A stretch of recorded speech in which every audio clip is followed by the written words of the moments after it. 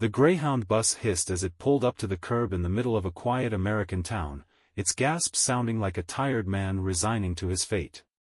Sam Langston stepped down, his sneakers crunching on the gravel, and took a deep breath of the cool autumn air. 7 years since he'd last set foot here, 7 years since he'd walked away from everything. He scanned the streets he once knew by heart, though they felt foreign now. His jaw tightened. He had no choice but to come back, but would they even let him in? Or had he burned his bridges beyond repair? The small town of Winchester, tucked deep in the Midwest, hadn't changed much since Sam left. The storefronts were the same, their faded paint clinging desperately to the past. The air smelled of damp leaves and chimney smoke, conjuring memories of high school football games and nights spent cruising aimlessly down the town's single main drag. But none of that nostalgia felt comforting. Instead, it dug into him like a dull blade. Sam had once been Winchester's golden boy, the star quarterback with charm to spare. Girls wanted to be with him, and guys wanted to be him. He'd had it all, a promising future, his pick of the town's prettiest girls, and, most of all, the adoration of Nadine Taylor, the shy but beautiful preacher's daughter. Nadine had loved him in a way that was almost painful, pure, unyielding, and blind to his flaws. Sam had been the type to take what he wanted and leave the rest. And he did. When Nadine got pregnant, Sam's instinct was to run. He could still hear his father's booming voice from that night, threatening to disown him if he didn't man up and marry her. So, he married her. But the idea of being tied down while he was still young gnawed at him. When their son, Elijah, was born, Sam tried to play the part of the devoted husband and father. For a while, it worked. But the weight of Nadine's constant sacrifices, quitting her job to care for Elijah after his accident, pleading for money for surgeries that never seemed to work, became too much. He wanted freedom. He wanted out. And out he went, walking away with every penny Nadine had saved for Elijah's surgery, leaving her in tears on their porch as Elijah watched with that piercing stare. That stare haunted Sam. Even now, it made his chest tighten. 7 years later, here he was, trudging back down the same road he'd once left with nothing but a duffel bag. The house came into view, but it wasn't the one he remembered. The tiny, weathered ranch was gone. In its place stood a pristine, modern 2-story home with a sprawling front yard and a gleaming black SUV parked in the driveway. A sleek iron gate enclosed the property, and behind it, a German shepherd prowled, eyeing Sam like an intruder. Confused, Sam approached the gate and froze when the front door opened. A tall young man stepped out, his frame filling the doorway. He was holding a shotgun casually, but his expression wasn't casual at all. Sam's breath hitched. "Elijah?" Sam said, the name catching in his throat.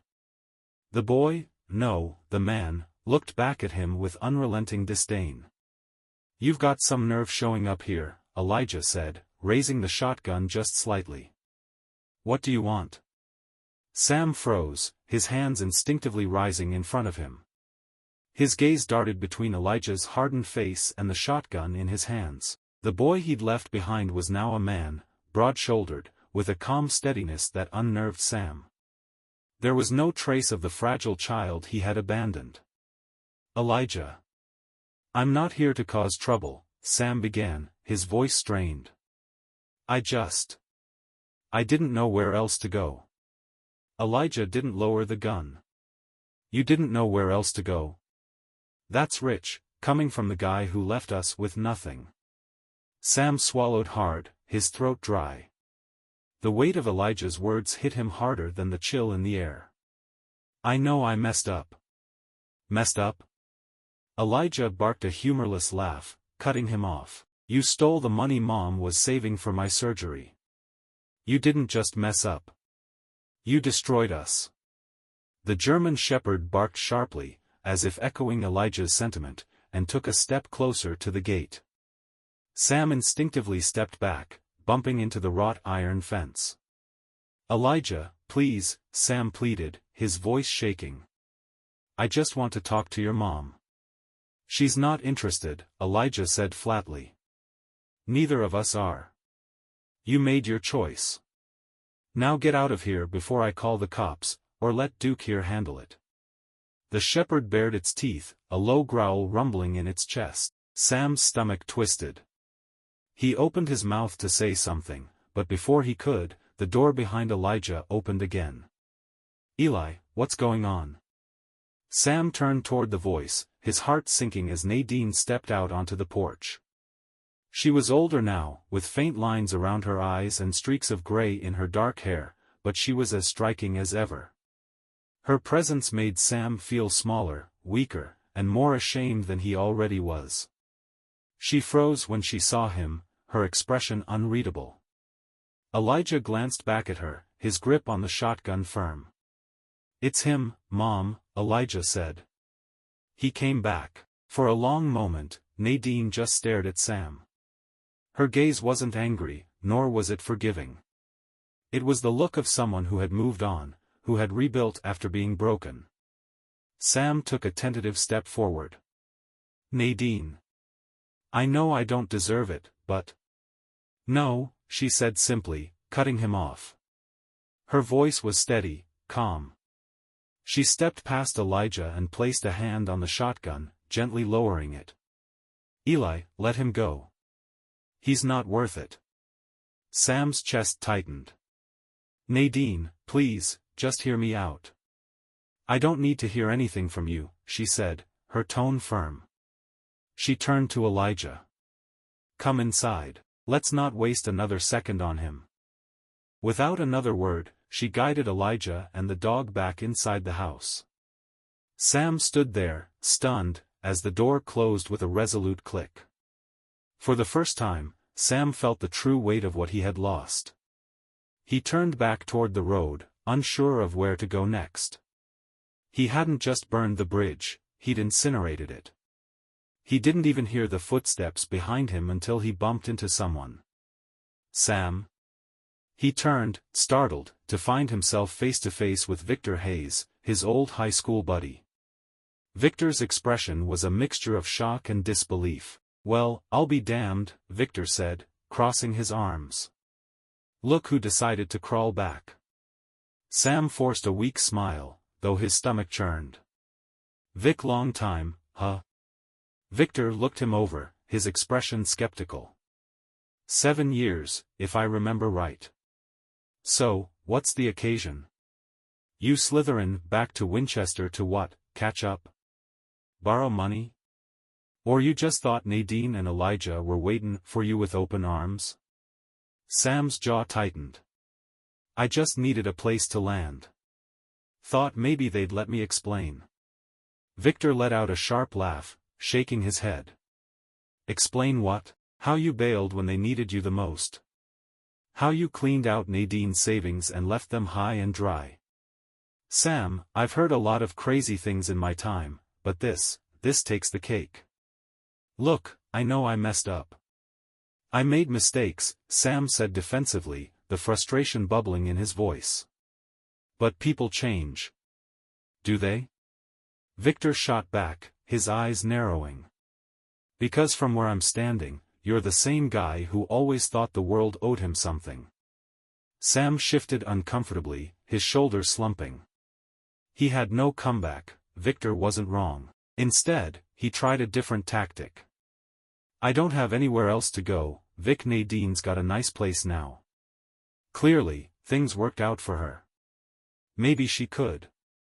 Stop right there, Victor interrupted, his voice icy. That nice place you're talking about? It's because of her and Elijah bustin' their asses. Not you. You weren't here when it mattered. You don't get to waltz in and claim any part of their success. Sam's face burned with shame. I wasn't trying to. Yeah, you were, Victor cut him off again. You always are. He sighed, running a hand through his graying hair. Look, you're lucky I'm not telling you to take a hike. You can crash at my place tonight, but don't get any ideas about sticking around. This town remembers what you did, Sam. Sam swallowed his pride and nodded. Thanks, Vic. I appreciate it. Don't thank me, Victor muttered. Thank whatever's left of my conscience. Victor's house hadn't changed much, a weathered single-story place at the edge of town. It smelled faintly of beer and old leather, the way Sam remembered from their younger days. Victor tossed him a blanket and pointed to the couch. Make yourself at home, Victor said, his voice devoid of enthusiasm. But keep your head down. Nadine's new guy? He's got connections, and the last thing you want. Sam frowned, confused. New guy? Victor raised an eyebrow. What, you thought she'd stay single forever after what you pulled? Come on, Sam.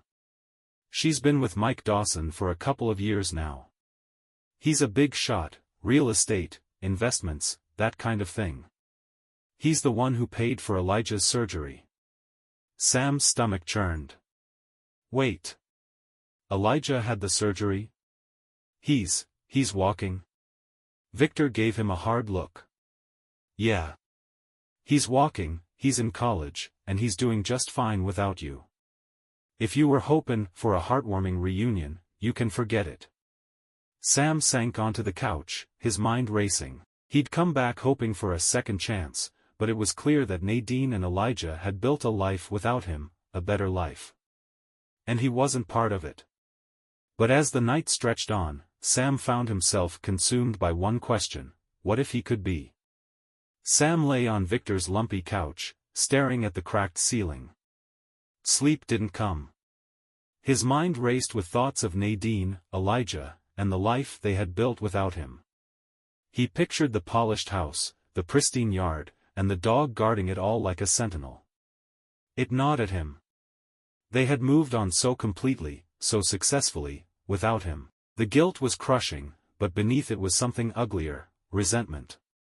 Was he supposed to accept that he had no place in their lives? That Mike Dawson had swooped in, played hero, and erased him entirely? By morning, Sam had made up his mind. He wasn't leaving town, not yet. He needed answers. Victor was pouring coffee when Sam shuffled into the kitchen, rubbing his face. The smell of greasy bacon and burnt toast filled the air. Victor eyed him over the rim of his mug. You look like hell, Victor said. Couch not comfortable enough for His Majesty? Sam ignored the jab. I've been thinking. Victor snorted. Oh, this ought to be good. I need to see Nadine again. Talk to her. Really talk to her. Victor set his mug down hard, the clatter making Sam flinch. You've got a death wish, Langston. Nadine and Elijah don't want to see you, and I'm sure as hell not gonna help you barge into their lives again. Sam leaned on the counter, his voice firm. I'm not asking for your help, Vic. I just need to know the truth. What really happened after I left? How'd they end up with all that? Victor's eyes narrowed. And why does that matter to you? So you can wallow in self-pity? Or are you hoping for some magical, happily ever after where they forgive you and let you waltz back in? Sam sighed, running a hand through his hair. I don't know, okay? But I need to try. Victor stared at him for a long moment, then shook his head. Fine. You want to know? Here's the short version. After you ran off, Nadine worked herself to the bone trying to keep things together. She picked up shifts at the diner, cleaned houses, sold off anything she could spare, all while taking Elijah to doctors and therapy.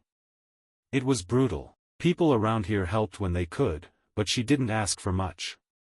Too proud. Sam felt a knot tighten in his stomach. What about Mike? When did he come into the picture? Victor sighed, leaning back in his chair. About 3 years after you left. He moved to town, bought that big old property on the edge of town, the one you saw yesterday. Real fancy type, but he wasn't stuck up about it. Everyone thought he was just some city guy trying to play cowboy. But one day, Nadine finds his dog, Duke, stuck in a ditch out in the woods. Nearly drowned in a mud bog. She drags the dog out, cleans him up, and takes him home. Let me guess, Sam said bitterly, he was so grateful he fell for her. Victor raised an eyebrow. Not exactly. It was Duke who kept going back to Nadine's house, not Mike. That dog wouldn't stay put. Every morning, he'd be at her door, guarding her and Elijah like it was his job. Mike finally gave up trying to keep him home and started showing up himself. Next thing you know, he's helping them out. Paid for Elijah's surgery, fixed up their house, even rebuilt it from scratch. Sam clenched his fists, anger bubbling under his skin. So he just swoops in and plays the hero? Replaces me? Victor's laugh was sharp and bitter. Replaces you? Sam, you weren't even in the running. Nadine didn't need a hero. She needed a partner. Mike stepped up. You ran away. Sam's face burned, but he couldn't argue. Every word Victor said cut deep, because it was true. But it only made him more determined. I need to talk to her, Vic. Just once. I need to hear it from her. Victor shook his head, disgusted. You're a glutton for punishment, Sam. Fine. Go ahead and get your ass handed to you. But don't expect sympathy when it happens. Later that afternoon, Sam found himself standing at the edge of Nadine's property again. The sleek black SUV was parked in the driveway, and the house gleamed in the sunlight. Duke spotted him immediately, barking loudly as he trotted toward the gate. Sam hesitated but stood his ground. The front door opened, and Nadine stepped out, her expression instantly hardening when she saw him. She called Duke back, her voice firm but calm. Inside, boy. The dog obeyed, but his golden eyes never left Sam as Nadine approached the gate, her arms crossed. I told you yesterday, Sam. We're done. There's nothing to talk about. Please, Nadine, Sam said, his voice breaking. I know I don't deserve anything from you, but I need to hear it. How did you do it? How did you move on without me? Her laugh was bitter, her eyes flashing. What did you expect, Sam? That I'd fall apart without you? That Elijah and I would just crumble? We survived because we had to. Because we didn't have a choice. And because you weren't there to drag us down. Her words hit him like a punch to the gut, but he forced himself to stay rooted. I'm sorry, Nadine. For everything. I was selfish, and I want to make things right. Her gaze softened, but only slightly. You can't, Sam. You made your choice a long time ago. And so did we. Elijah doesn't need you. I don't need you. And we're better off this way. Sam's throat tightened. Is there any way at all, you could ever forgive me? She studied him for a long moment, her face unreadable. Then she shook her head. Forgiveness? Maybe someday. But trust? That's gone, Sam. And it's never coming back. Without another word, she turned and walked back toward the house, leaving Sam standing at the gate, the weight of her words crushing him. Sam stayed rooted to the spot, watching Nadine disappear into the house. The door closed behind her with a definitive click, but her words echoed in his head, we're better off this way. Better off without him. He knew it was true, he had always known. But standing here, facing the undeniable proof of their independence, was more than he could handle. His breath came in short, ragged gasps, his chest tight with a mix of anger, shame, and loss. He wasn't sure if he wanted to scream, cry, or just walk away forever. Before he could decide, the door opened again. This time, it wasn't Nadine but Elijah who stepped out. The young man's face was stony, his posture rigid, but there was something in his eyes, a flicker of hesitation or conflict. Eli, Sam started, his voice cracking. I know I don't deserve it, but I just need to talk to you. Please. Elijah didn't move closer. He stood at the top of the steps, his arms crossed, the afternoon sun casting long shadows across the yard. "You've said enough already." Sam took a cautious step toward the gate. "I was a terrible father. I know that. I know I left you and your mom to deal with everything on your own. But, God, Eli, I never stopped thinking about you. I just didn't know how to come back." Elijah's jaw tightened, and his lips thinned into a hard line. "You didn't know how to come back," he repeated bitterly. "You didn't even try. You left us with nothing, took the money that could have given me a chance, and ran. Mom broke her back trying to clean up your mess, and you think you can just show up and, what? Apologize? Fix it?" Sam flinched at the venom in Elijah's words. "I don't think I can fix it. I just want to be a part of your life. I want to try." Elijah stepped down from the porch, his boots crunching on the gravel. He stopped just short of the gate, his face inches from the bars. "Try what? To make yourself feel better? To act like you didn't ruin everything? You want to be a part of my life now? Where were you when I needed you to help me learn how to walk again? Or when Mom had to work 3 jobs to pay for therapy? You don't get to just try, Dad." The word "dad" was spat out like poison, and it hit Sam harder than any physical blow. His throat tightened, and for a moment, he couldn't find the words. "I can't change the past," Sam said, his voice barely above a whisper. "But maybe I can make the future better. I want to try, Elijah. Please." Elijah stared at him, his expression unreadable. Then he shook his head slowly. "You can't. It's too late." Sam opened his mouth to respond, but Elijah raised a hand to stop him. "Go back to wherever you came from, Sam. Leave us alone. We're doing just fine without you." Sam watched helplessly as Elijah turned and walked back into the house. The door slammed shut, the sound reverberating in the pit of his stomach. It was over, but Sam couldn't make himself move. Something inside him refused to let go. If there was even the slightest chance to earn forgiveness, to prove he could change, wasn't it worth fighting for? He didn't know the answer, but he wasn't ready to walk away, not yet. Sam stood frozen by the gate, staring at the house. The warmth of the afternoon sun had faded, leaving the air sharp and cold, but he barely noticed. Every fiber of his being screamed at him to leave, to accept the finality of Elijah's words. But something stronger, guilt, stubbornness, desperation, kept his feet planted. His eyes flicked to the sleek SUV, the pristine yard, the polished windows. It was perfect, too perfect. Nadine and Elijah had built a life so polished, so impenetrable, that it felt almost unreal. How had they done it without him? Or, maybe more pointedly, because he wasn't there? The sound of crunching gravel snapped him out of his thoughts. Nadine emerged from the side of the house, a bucket in one hand and a hose in the other, clearly tending to some task. She hadn't seen him yet, and for a moment, he watched her. The years had added strength to her posture, a quiet dignity that hadn't been there before. "Nadine," he called out, his voice softer now, almost broken. She froze mid-step, her head turning slowly toward him. For a long moment, she said nothing, her face betraying no emotion.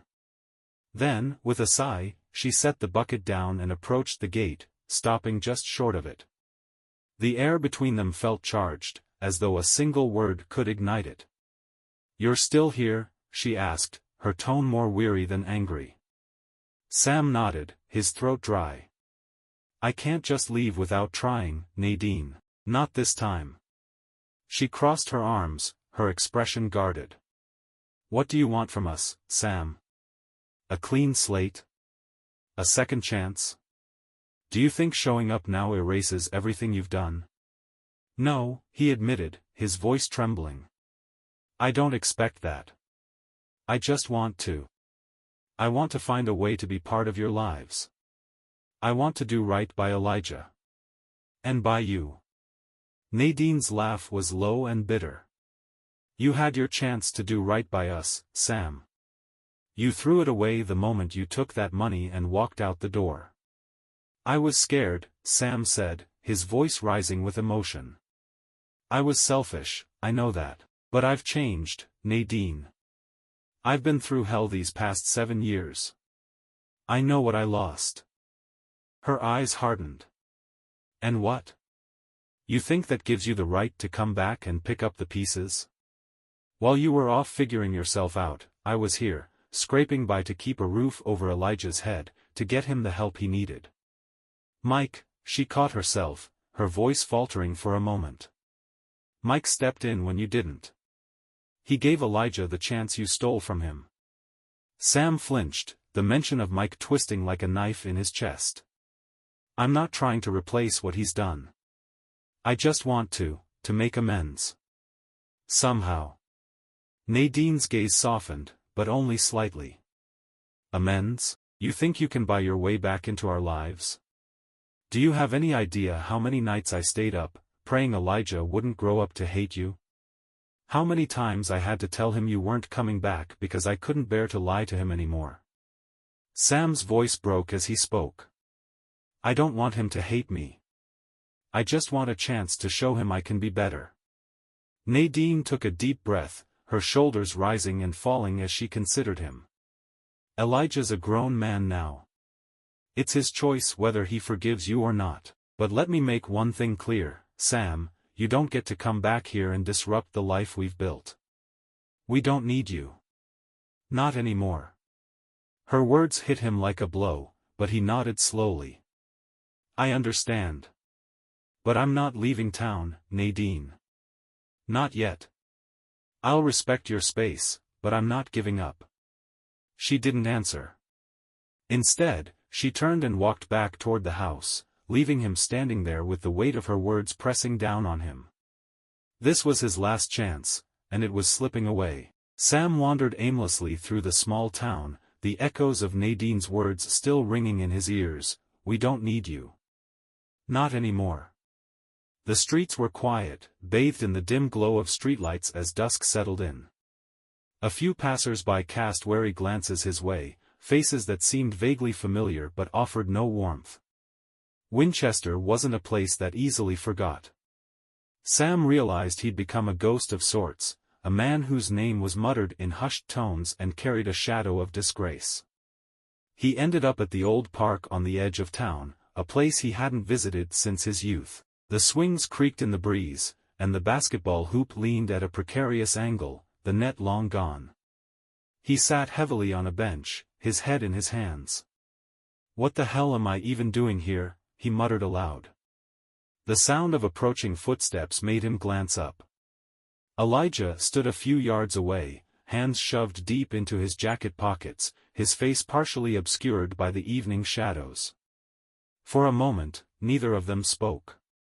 The tension hung thick in the air, broken only by the faint rustling of leaves. You're still here, Elijah finally said, his tone flat. Sam nodded. Yeah, guess I've got a habit of overstaying my welcome. Elijah snorted, though there was no humor in it. He leaned against a nearby lamppost, his arms crossed.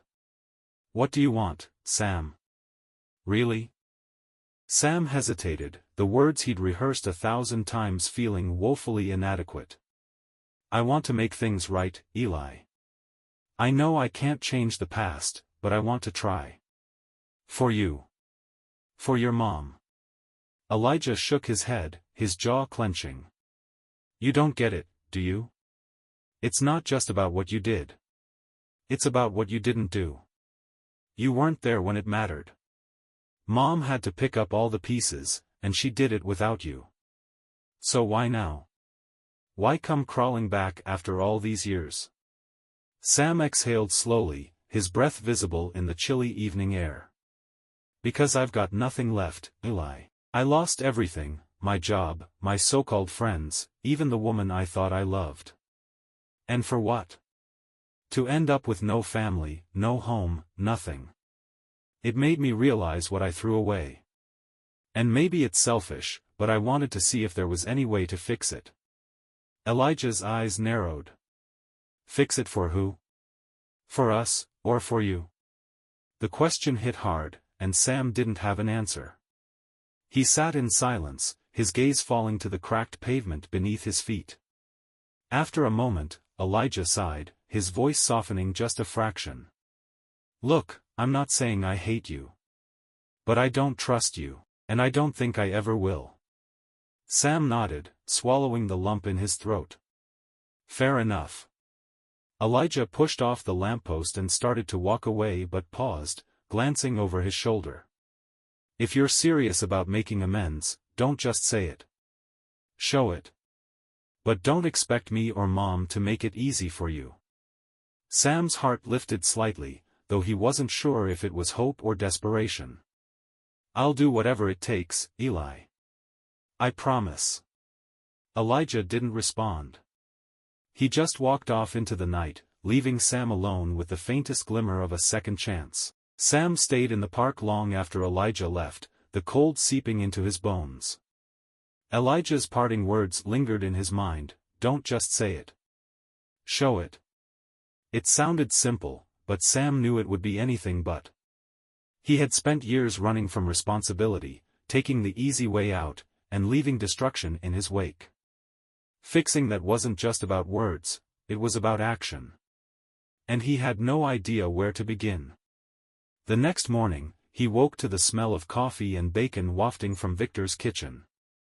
Sam dragged himself to the table, where Victor was flipping through an old newspaper. You look like hell, Victor muttered without looking up.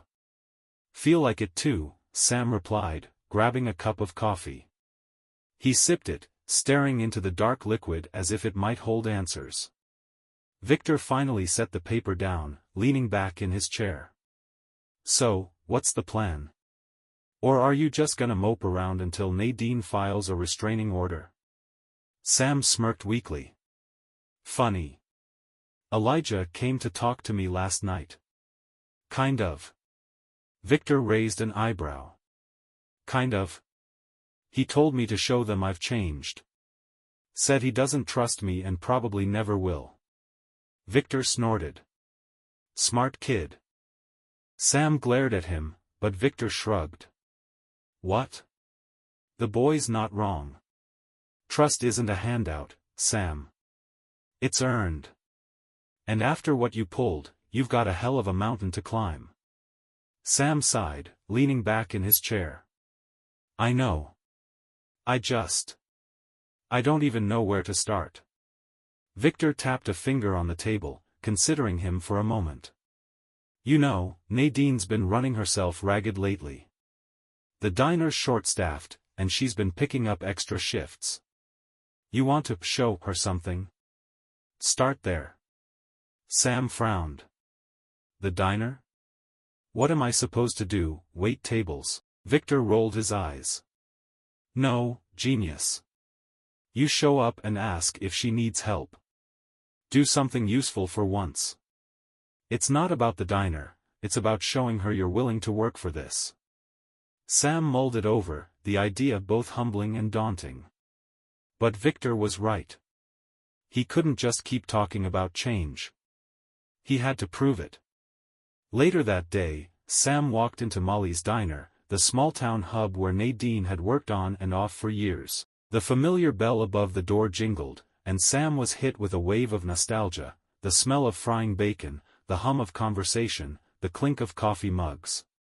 Nadine was behind the counter, her back to him as she filled a pot of coffee.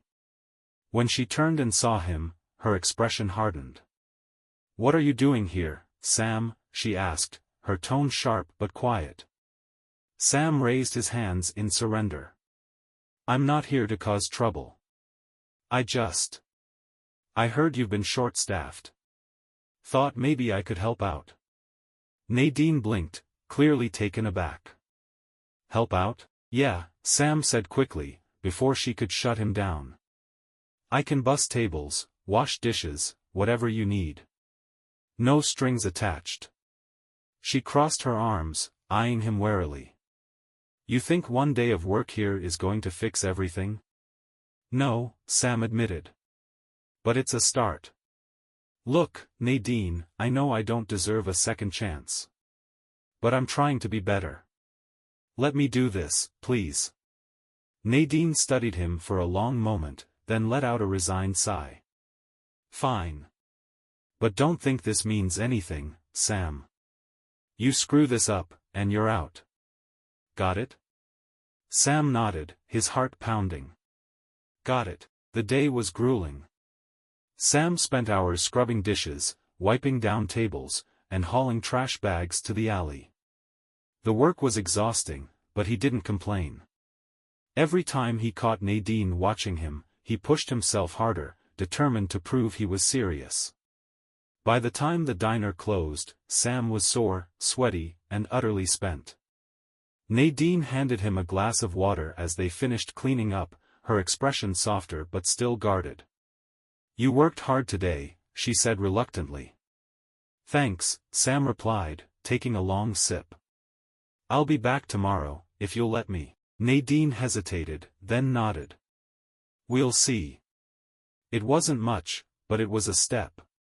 And for the first time in years, Sam felt like he was finally moving in the right direction. The next few days passed in a blur of sweat and effort as Sam threw himself into work at the diner. He arrived early, stayed late, and tackled every unpleasant task without hesitation. Cleaning grease traps, mopping floors, taking out the garbage, nothing was beneath him. The regulars at Molly's noticed, and so did Nadine, though she said little beyond the occasional nod of acknowledgement. Sam didn't push her. He knew trust couldn't be hurried. On the third day, Elijah walked in during the breakfast rush. The diner was buzzing with locals, and Sam was clearing plates when he spotted his son standing near the door. For a moment, Elijah's face was unreadable, his sharp eyes scanning the room. Then he locked eyes with Sam and headed straight for him. Eli, Sam began, setting the plates on the counter.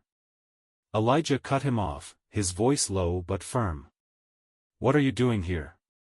Sam wiped his hands on a towel, keeping his voice calm. Helping out. The diner's short-staffed, and I figured Nadine could use an extra set of hands. Elijah's gaze flicked toward the counter, where Nadine was refilling coffee mugs. She glanced over, her expression neutral, then went back to work. You think washing dishes erases everything? Elijah asked, his voice edged with skepticism. Sam shook his head. No. But it's a start. And I'll keep starting over, as many times as it takes. Elijah studied him, his jaw tight, then gave a curt nod. Good. Because it's gonna take a hell of a lot more than this to make up for what you've done. Sam nodded, the weight of Elijah's words settling heavily on his shoulders. I know. Elijah turned to leave but stopped halfway to the door. Without looking back, he said, Mom said you're sticking around. Don't mess it up this time. The door jingled shut behind him, leaving Sam standing there, his chest tight with a strange mix of hope and trepidation. That evening, as Sam wiped down the last table and locked the door behind him, Nadine spoke for the first time in days. You've been working hard, she said, her tone softer than before. Sam turned to her, surprised. It's the least I can do.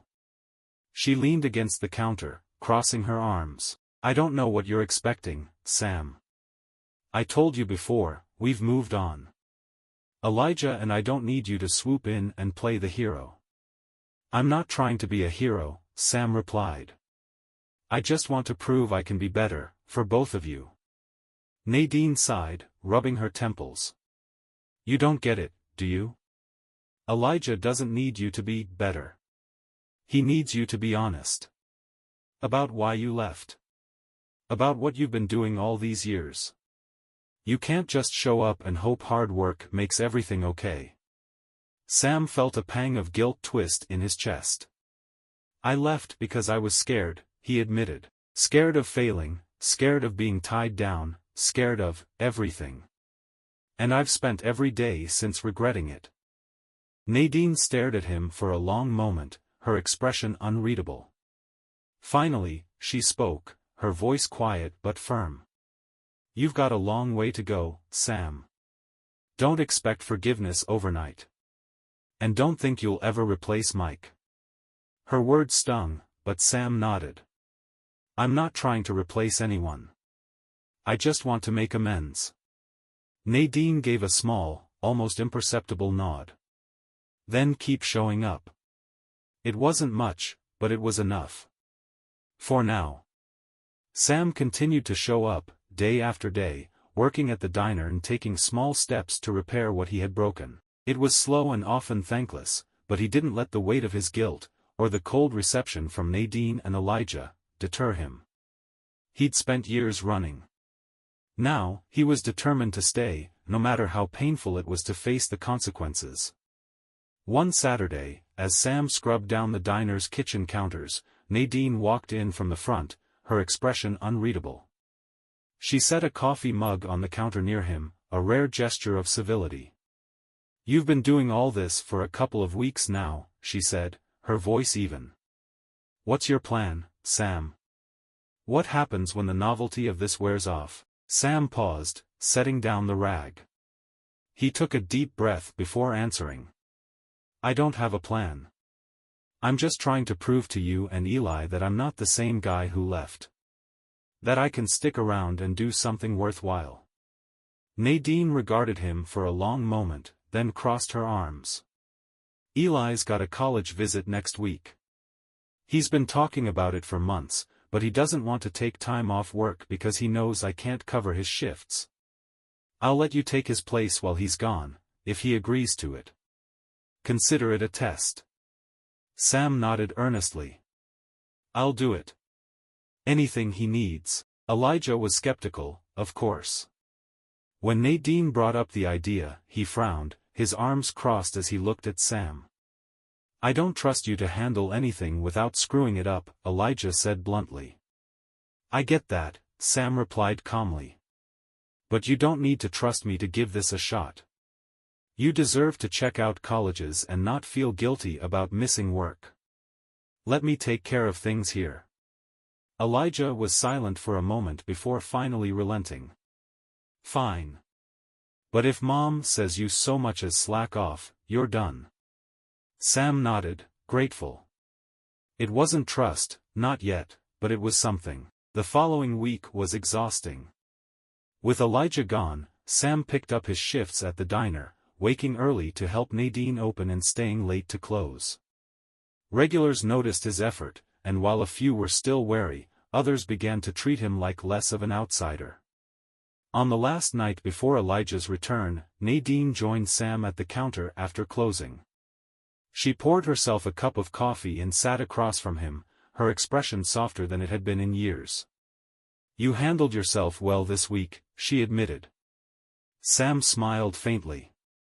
Thanks, I guess I'm finally figuring out what hard work looks like.